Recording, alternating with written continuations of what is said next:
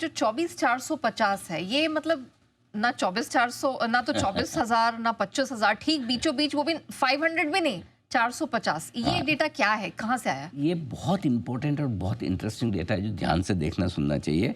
इस डेटा में 4 चीज़ें आपको समझनी। पहली चीज़ ये कि पिछली बार 12 मई के पहले 24,450 के हम नीचे रहे। जून जुलाई ऑलमोस्ट 7 हफ्ते हो गए हमें। 7 हफ्तों से हमने 24,450 का लेवल नहीं तोड़ा। तो कौन सी बड़ी बात है, नहीं तोड़ा तो नहीं तोड़ा। 12 मई मतलब 2.5 महीने। 2.5 महीने के आस, ठीक है मई, हाँ 2.5 महीने, ठीक है। अब 4 बार 12 मई के बाद निफ्टी ने उस लेवल के आसपास जाने की कोशिश की। हाँ, मतलब नॉक नॉक, दरवाज़ा खोलो, 24,450 तोड़ना है।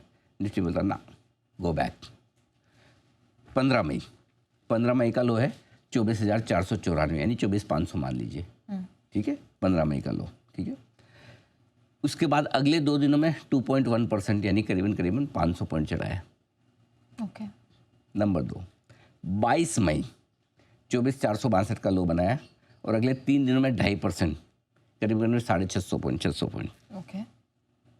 3 जून 24,502 का लो बनाया और अगले 4 दिनों में 2.1% यानी 25,000 फीसद।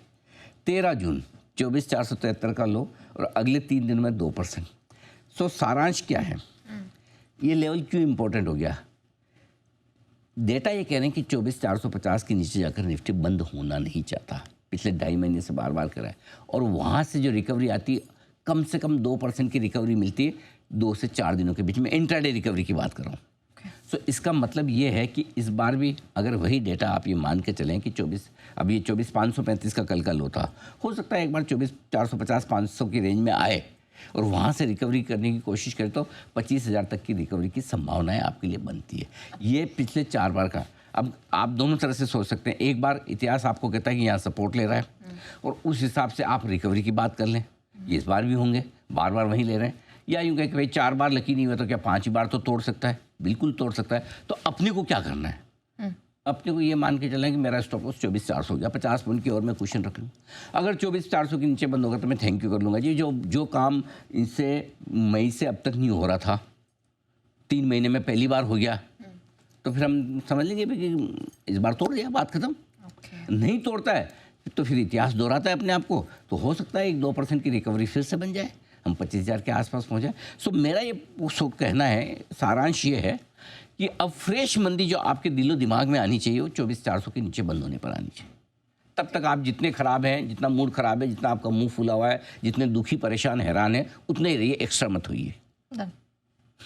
ठीक है। और ये मैं नहीं कह रहा, डेटा कह रहे हैं हम। बिग डेटा में, AI बिग डेटा में ऐसे ही डेटा ढूंढ कर लाने की कोशिश करते हैं जो कुछ कहना चाहते हैं। हर बार डेटा बनते हैं, नए बनते हैं, अलग बनते हैं, लेकिन आप पास्ट डेटा से कुछ फ्यूचर डेटा की तरफ कोशिश करते रहे।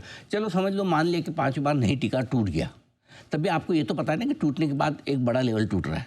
At least you know it now, right. So वो कोशिश है। तो 24,450 आप रट्टा मार के गोट के पी जाइए और 50 पॉइंट का चाहिए तो कुशन रख लीजिए कि 24 कभी टच एंड गो हो जाता है। तो इसलिए 24,400 के या 24,450 के नीचे बंद होने पर, 24,400 के नीचे बंद होने पर हम अगली तैयारी करेंगे अगर गिरना है। और उसके बाद भी 23,900 24,000 अगला बड़ा सपोर्ट है, जहाँ से आपकी एक बड़ी रिकवरी बन के 26,277 तक हुई थी।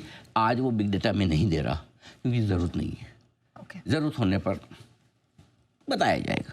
आज के लिए इतना काफ़ी है आपके लिए। ठीक है सर। 24,450 की तो हिस्ट्री आपने। अच्छा, इसमें एक चीज़ और जोड़ना चाहता हूँ कि रिकवरी क्यों आ सकती है। अच्छा, वो आगे बताऊंगा। पहले अभी एक बार वन एट अ टाइम। तो अभी आप 24,450 पे फोकस करके देखिए।